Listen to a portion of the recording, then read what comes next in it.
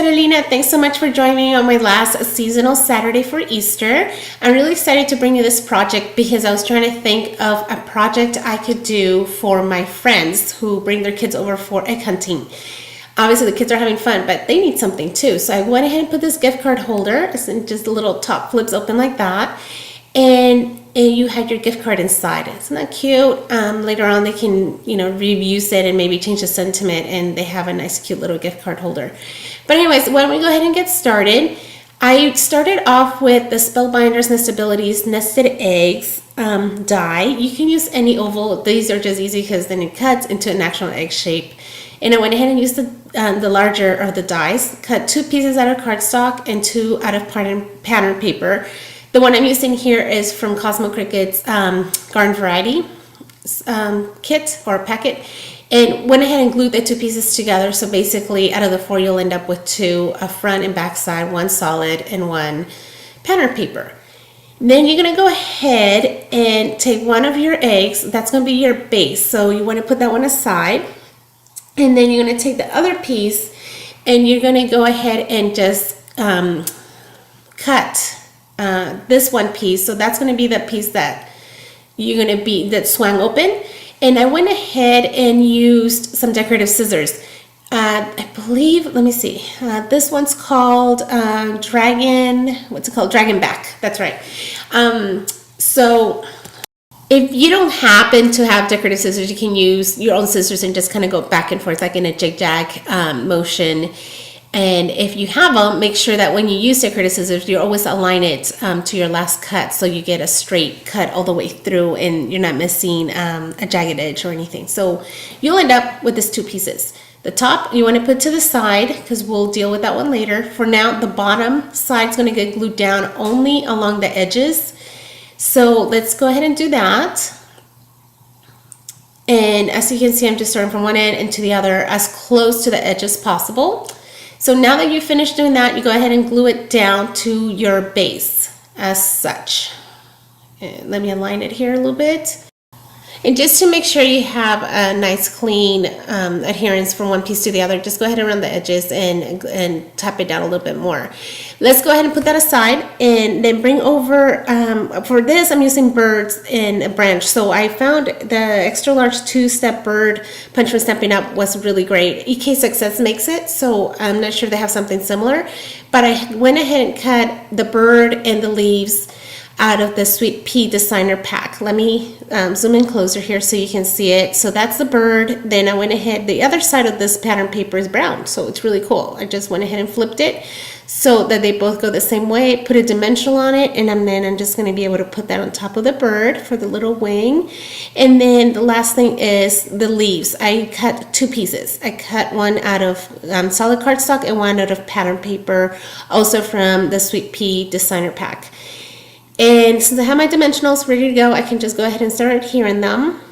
And what I like to do this is to give it a little bit more dimension to it, as you can see. So you see the little layers, and did it on the bird as well. So that when we put it on the branches and leaves, then it just kind of pops out a little bit more than the actual branches and leaves do. And to finish off the bird, I used Kaiser Scrapbook pearls. And what I like about this, comes in a swirl with different sizes, so you can pretty much pick and choose whatever size you'd like to use. And for this case, I think I'll go with more of the smaller pearl, and I'm just going to give the little bird an eye. And it's a nice decorative touch you can do to your solid images. Think of gems, pearls, whatever you might have. So that's pretty much the bird.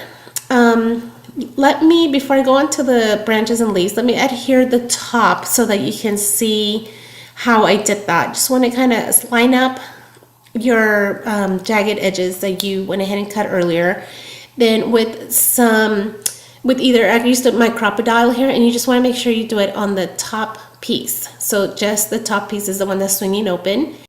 I went ahead and prepared a Sweet Pea Stitch felt flower ahead of time with a brad through it, because this is what I'm going to use to allow the top part to swing open and close. So just put it through, and on the other side just close out your brad, and this is again what allows it to go open and close. And it just gives it that cute little decorative thing that you want instead of just having a normal brad. Okay, so let's move on now to the branches, as I mentioned before. So here we go. We're going to start with the branches. I started with my solid image first. I'm going to glue that down, and then I'm going to go ahead and use my polka dotted branch that I cut off and put that on top, just right below the solid branch. It gives it a nice little shadow and just an extra dimension, just something fun to do.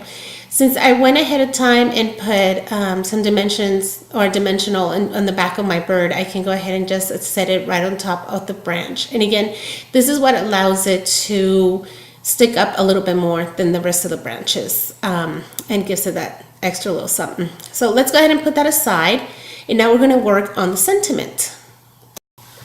Using one of the tags from the Lots of Tags set from Stampin' Up, I went ahead and cut one out of chocolate chip cardstock, added some white gel pen to it, and in the middle I used the Well Scripted set.